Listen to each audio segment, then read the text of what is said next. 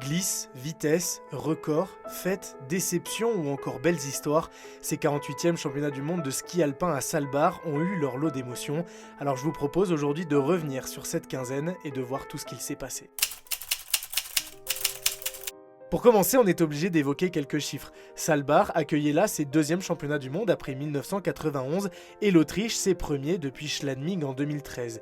Et pour le coup, les organisateurs ont vu les choses en grand, voire même très grand. 17 000 logements au sein de la station, Kitzbühel à titre de comparaison n'en compte que 9 000, et surtout des gradins pouvant accueillir 15 000 personnes par jour pour un total de 175 000 personnes recensées sur l'ensemble de l'événement. En termes d'audience, ORF, la plus grande entreprise médiatique d'Autriche, a atteint un total de 5 millions de téléspectateurs sur l'ensemble de ces mondiaux. En France, la chaîne L'Équipe, qui retransmettait en clair, s'est félicitée d'avoir été la 5e chaîne française et la première de la TNT le dimanche 16 février, jour de slalom. Bon, il faut quand même un petit peu nuancer ce chiffre étant donné que la chaîne retransmettait également les poursuites hommes et femmes des championnats du monde de biathlon à Lenzerheide. Ces championnats du monde ont été le théâtre de 11 courses qui ont vu pas moins de 75 nations être représentées par près de 600 skieuses et skieurs. Et enfin, il faut souligner le prize money qui était de 1 583 200 francs suisses pour l'ensemble de la compétition. Par exemple, le ou la vainqueur d'une épreuve remportait 57 600 francs. Mais en dehors des chiffres, ces championnats du monde ont été le théâtre de nouveautés, puisqu'on a vu la nouvelle discipline, le combiné par équipe, apparaître.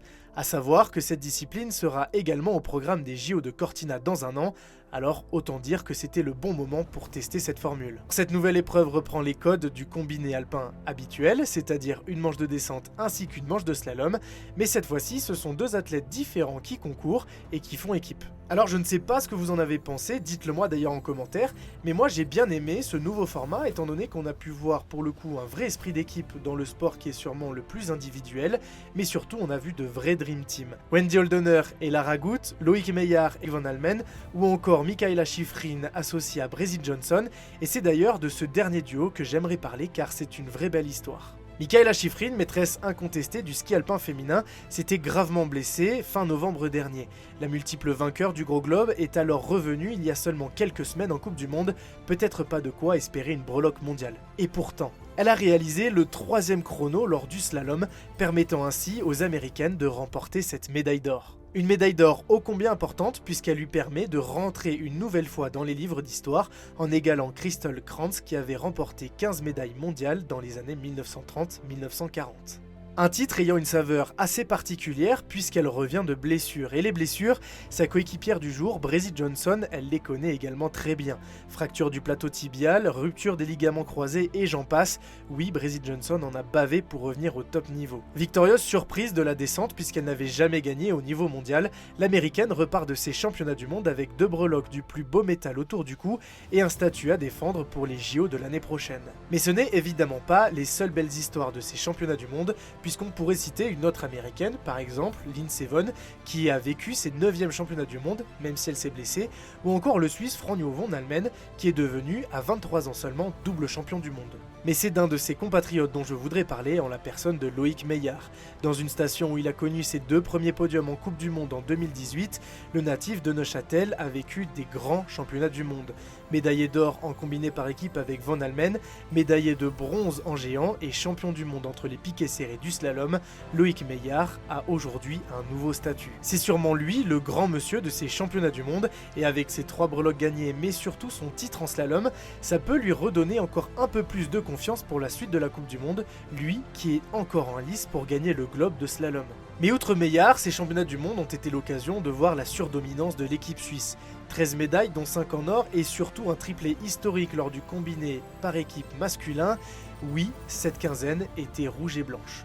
Une équipe surpuissante, mais surtout une vraie équipe, à l'image de la célébration du titre de Van Almen où tous les Helvètes se sont rasés le crâne. L'ambiance au sein de la team de la Confédération est un vrai moteur. Un moteur qui a notamment permis à Marco Odermatt d'aller chercher le dernier titre qui lui manquait. Après le géant et la descente en 2023, il est allé chercher la médaille d'or en Super G. Et avec ces 3 médailles d'or, il rentre dans les livres d'histoire, mais surtout dans un cercle très fermé puisqu'il rejoint Pirmin Zurbriggen, Hermann Maier et Bode Miller dans le cercle des skieurs ayant glané les médailles d'or dans ces 3 disciplines différentes. Enfin, comment parler de ces championnats du monde sans évoquer la déception tricolore? Après les 2 seules médailles glanées à domicile par Alexis Pinturo, cette fois-ci, la France a fait chou blanc. Pourtant, on a bien cru que Clément Noël allait nous sortir de ce 0 pointé. Mais non, le Français a enfourché lors de la seconde manche et a vu ses rêves partir en fumée, ainsi que ceux des Français. Il ne succède donc pas encore à Jean-Baptiste Grange en tant que champion du monde de slalom, mais surtout, la France connaît là une disette et c'est une première depuis 2003. Mais est-ce qu'il faut pour autant s'inquiéter au vu de la fin de la Coupe du Monde et surtout des JO de l'année prochaine? Eh bien moi, je ne suis pas si sûr que ça. Tout d'abord, Clément Noël est encore en lice pour remporter le globe de slalom à la fin de la saison, et surtout il y a Steven Amier qui monte de plus en plus en puissance.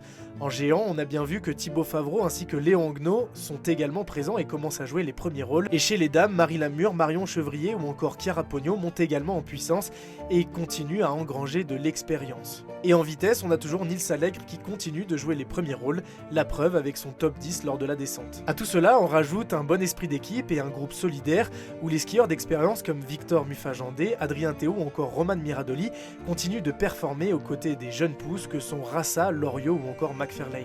Sans oublier bien sûr le retour espéré des nombreux blessés comme Cyprien Sarrazin ou encore Alexis Pinturo. Et bien sûr, on n'oublie pas le groupe relève qui continue à performer notamment en Coupe d'Europe, avec notamment Flavio Vital, June Brand, Loïs Abouli, Alban Elisicana Ferina et bien d'autres. Alors au passage, il faudra suivre attentivement les championnats du monde junior qui se déroulent à Tarviso du 26 février au 5 mars. Mais pour revenir à la question, je pense tout de même que l'équipe de France est entre de bonnes mains, mais j'attends de savoir vos avis en commentaire. Alors je pourrais vous parler encore longtemps de tous les chiffres qui découlent de ces championnats du monde, mais ce qu'il faut retenir c'est que c'était une belle fête, réussie de bout en bout. Et même si les livres d'histoire vont retenir les vainqueurs, les amoureux du ski, eux, retiendront les émotions et surtout les frissons que les skieurs et les skieuses ont pu faire ressentir dans les gradins ou encore à travers les télés.